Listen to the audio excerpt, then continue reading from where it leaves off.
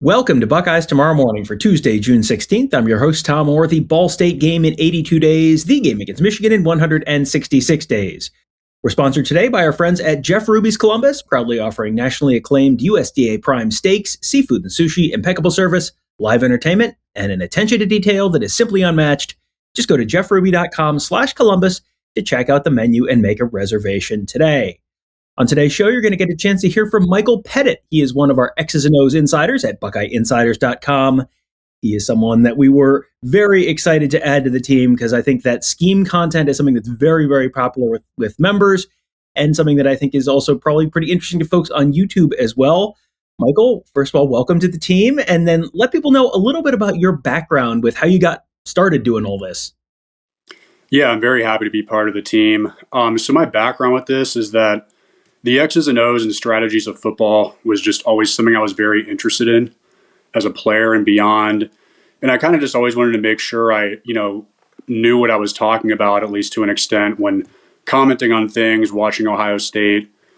And so, it was something I always followed, did a lot of reading up on my own leisure time and stuff. And over time, I interacted with Ross a lot on some of the old boards. And eventually, I kind of just reached out to him directly and asked, how he got into it, and he kind of brought me on. And so, I've been on Buckeye Huddle for the past few years now, and now I'm with Buckeye Insiders, and I'm looking forward to the future. Yeah, if you have been a member with us before, you probably know Michael's name and know that it really does know what he's talking about on a lot of this stuff and has been a very active part of the board, and we're looking forward to having him on our board at Buckeye Insiders as well. Today's show, we're going to be talking about diversifying the defense within certain coverage. So basically, you're tweaking concepts to provide different and ideally confusing looks for the opposing team without really changing the structure of the back end of your defense. So today we're talking about cover two. This is something that would work in, you want to run cover one, you want to run cover three, whatever you want to do. The same basic principle works. We're talking cover two today. So I guess, Michael, let's start with just the basics of cover two. What does that look like? And we'll have, if you're listening on your podcast app of choice, you're going to want to find this video on our YouTube channel at youtube.com/@BuckeyeInsiders, because we'll have some video there to sort of illustrate what Michael's talking about.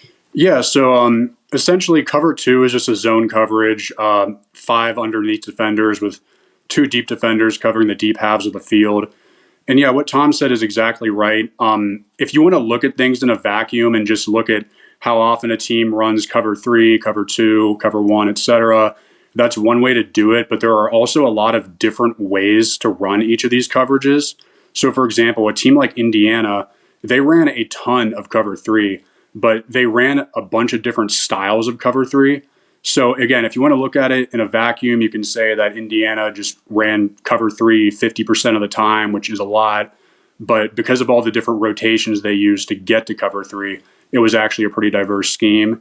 And today, Matt Patricia with Ohio State, he runs cover 2 quite a bit, and he runs it in a few different styles. So I just kind of want to illustrate how using different rotations of the same coverage can be arguably just as diverse as running a bunch of different types of coverage. All right. So just give us a quick illustration of the basic cover 2 here. Yeah, so basic cover 2, you're going to have, it's just a spot drop zone, no fancy rotations or disguises. The 2 corners in a basic cover 2 are generally responsible for the flats on their respective sides of the field. And then the 2 deep safeties are going to be responsible for the 2 deep halves of the field. And in this first clip here, you'll have the Mike linebacker, who is Sonny Styles in this case. He's kind of that middle hook or high hole player if you want to turn it into more of a Tampa 2 style. But yeah, this is just an example of a very elementary, basic cover 2.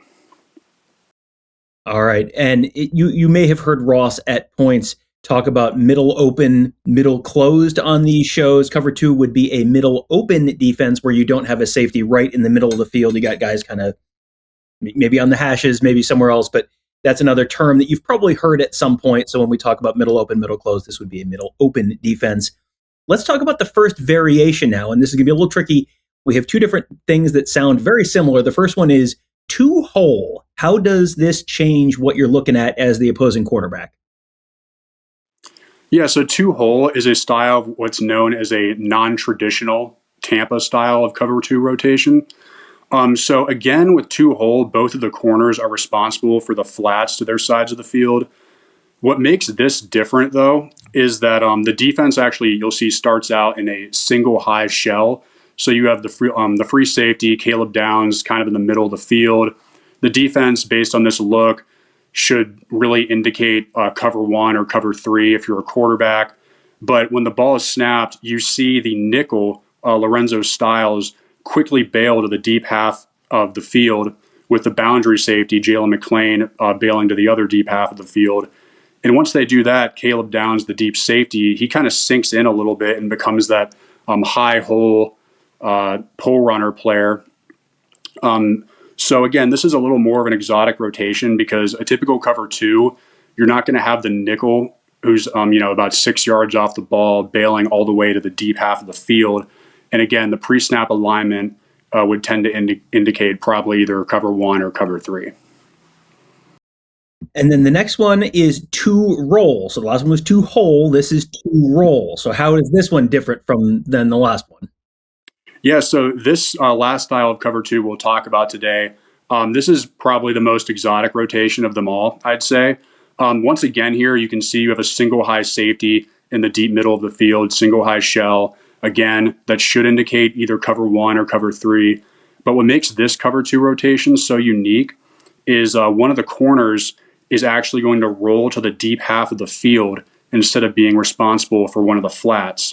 So here you see the corner to the bottom of the screen roll back to the deep half of the field, while the deep safety in the middle of the field ends up rolling to the other deep half of the field. And replacing the corner in the flat, you're going to have Lorenzo Styles, the nickel, who's going to rotate over to the flat here. And yeah, so it's a little bit more of a unique cover two style because you're not just having both of the corners sit into the flats. You're actually rotating one of them back to the deep half of the field. So the last two things where we talked about disguising coverages, you went from cover one or cover three kind of looks to a cover two look. Now that it goes back to what I was saying earlier about middle open, middle closed. Can you explain why that really, I think it would be easy to say, well, cover two, that must be very similar to cover one or very similar to cover three. It's right in between those two. Why does that make a difference to what the picture looks like for the quarterback? That's one of those phrases we talk about a lot on these shows, changing the picture for the quarterback after the snap. Why does going from a cover one or a middle closed defense to a cover two or middle open defense, why does that really mess with what the opposing quarterback is seeing? Well, when the opposing quarterback sees a middle of the field open defense like cover two, generally that's going to indicate that a post route splitting those two safeties might be open, and it also might indicate that any routes or quick routes out to the flat are not going to be as effective. Whereas cover one, first of all, is generally speaking a man coverage. So off the bat, that's different because you have defenders are actually in man-to-man coverage on the receivers. Cover two is a zone. But even cover three, which is a single high middle of the field closed version of a zone coverage, if the quarterback reads that pre-snap, he's going to be thinking about which receivers are going to be open. But if all of a sudden the defense rotates and rolls to cover two post-snap, then what he was thinking about pre-snap might not necessarily be there. And you mentioned there are other looks here beyond just these two. These are sort of two examples. I would imagine you could kind of mix and match what you're doing with your front to maybe even change up some of these, what the overall defensive look, to change with these same basic secondary looks, these same back end looks. And then, there are presumably other coverage schemes, other variations of cover two that they could roll out as well. We're just sort of illustrating a small slice of what is possible here. Yeah, of course. I mean, you can run simulated pressures or creepers with that are paired with cover two. So, simulated pressure or a creeper, I'm sure people have heard Ross talk about it. It's essentially when you are bringing a back seven defender as an extra rusher, but in exchange, you're dropping a defensive end into coverage. So it's still a four-man rush.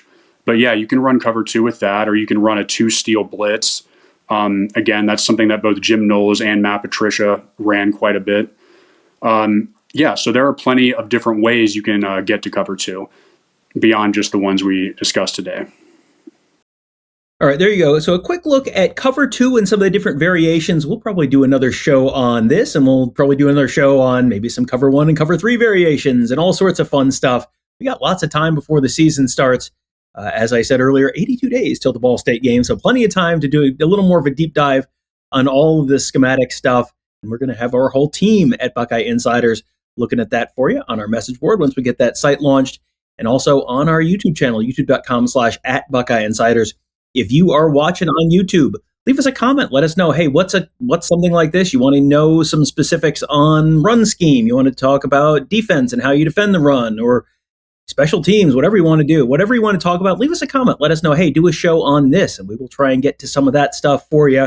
Because again, we get some time before the season, lots of fun stuff, and almost unlimited amount of topics that we could tackle on these shows in the future. So let us know what you want to see, and we will try and do that.